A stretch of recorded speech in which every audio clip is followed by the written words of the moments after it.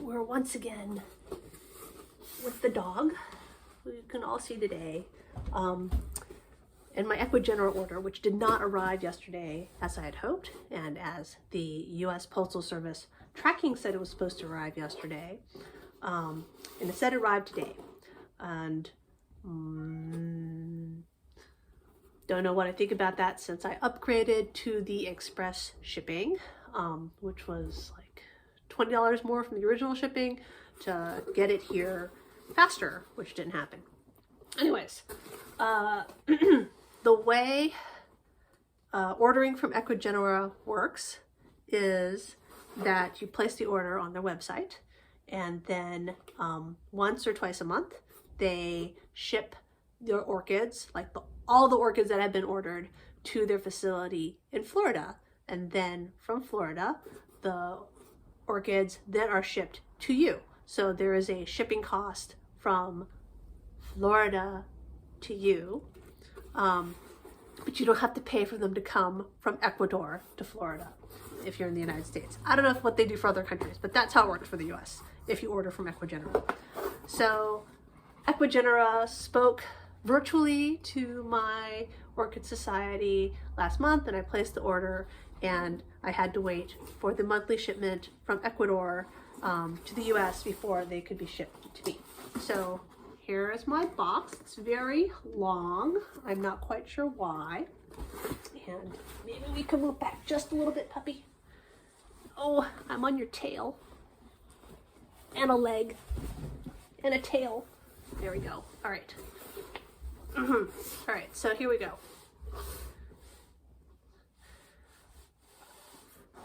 This is her throne. We're sitting on her throne. And I'm still on her tail. Okay.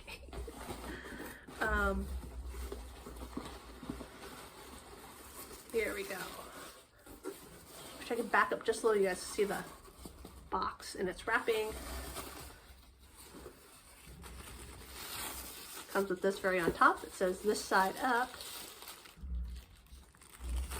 Just lay this on the dog. Look, you're beautiful. You're decorated. We'll wear that. We'll wear that. That's very pretty. Can make a bow. All right, so let's see. Can we see how it looks? So here's the wrapping inside, and there's got shredded paper, and then the orchids are individually wrapped inside. And I'm assuming these are all bare root.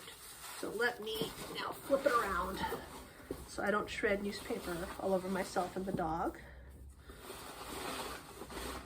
Oh, look at these.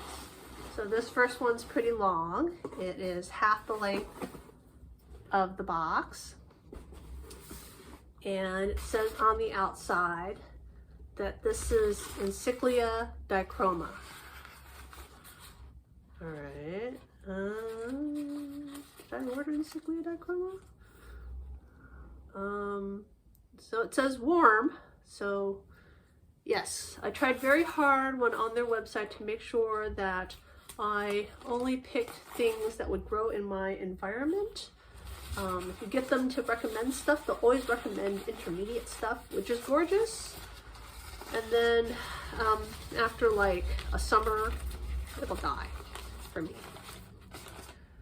So, the box down on the ground.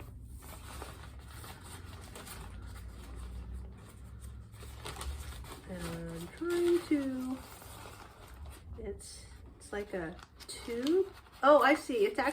It's not wrapped the way we think it's wrapped. It's actually a bag. It's a bag where I guess the water made a hole come through this.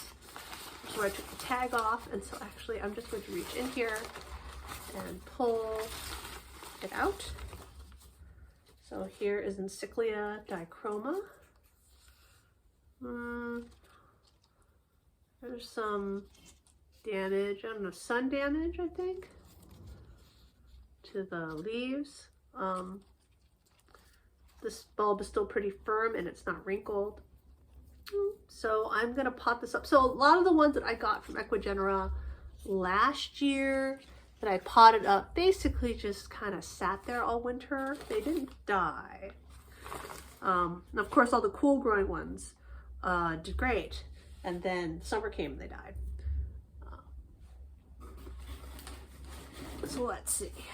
So part of this was my great desire for amethyst glossa that was blooming size. So I got one from them. I hope this is it. It's pretty big.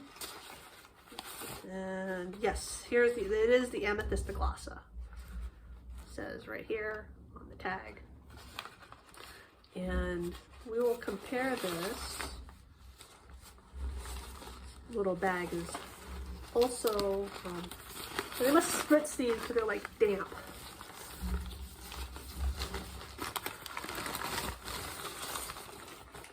So this is a blooming size amethyst glossa. And this right here is the 4N amethyst glossa that I ordered from H&R that came yesterday.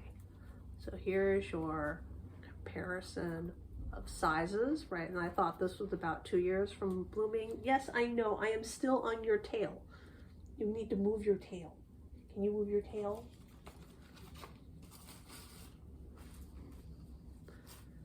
She's offended. I sat back a little bit on her tail. All right, so, and you can see based on the size of the leaf, right? Comparison leaf. So this, the one that I had that died was potted with bark, and it pretty much didn't want to grow in bark. It basically grew out of the pot. So I may put some light sphagnum around this to help it rehydrate. Ooh, look, look. It has a new growth, right, coming out right here, which I hope will survive. And probably I should either grow this in bark or I should try to grow it mounted. But it's a bifoliate, and it's gonna want to be drier, or dry out quickly, we should say. All right, so that, let's put it back in its little baggie. Right, I didn't order them in plants. I think 4 plants is all I ordered. And we have 1 and 2 more items, which would make 4. Okay, so this is maxillary. They call it maxillary ella, but basically something would be maxillaria variabilis. So this is because I have that variabilis upstairs that's black, and I kind of wanted a variabilis that was your traditional, you know, yellow, red variabilis. And so I decided to get a species from Ecuagenera.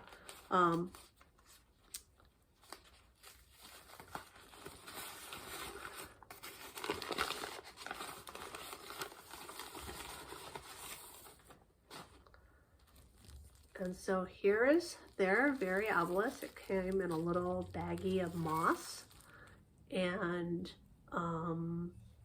got lots of new growths on it. And I'm basically going to grow this, and I'm going to compare it to my other one, and just see how it is. That's, you know, flower shapes, size, when it blooms, stuff like that. I'm going to just compare the 2 of them.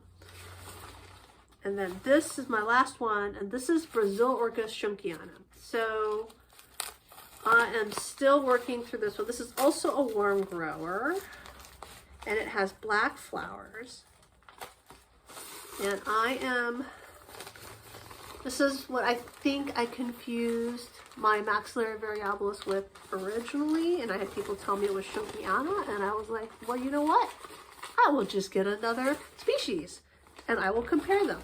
So here we go. So this is the Schunkiana, right? So let's put the 2 of them together. I have spent a lot of video time comparing these things. So this right here is variabilis, and this is Schunkiana, right? And apparently Schunkiana will have, let me turn around. You see right here, it's supposed to have 2 leaves, right? And so, and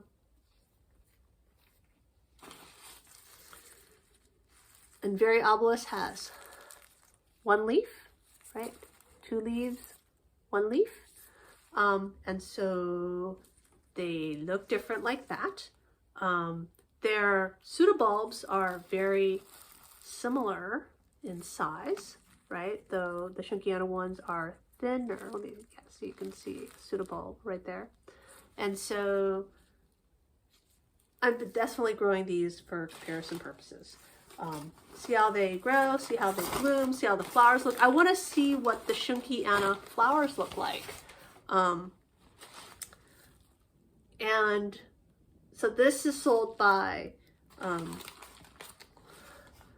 as Brazilo-orchis Schunkiana. So we'll see. And I will do a follow-up video when I pot these up to compare it with the black variabilis that I have right now, which does have 1 leaf, not 2. So that is my Ecuagenera haul. I've really gotten into this thing where if I don't know what something is like, then I'll order one from a reputable company and then just grow it for a while and see how they do. And if they grow the same as the thing that I'm not quite sure what it is.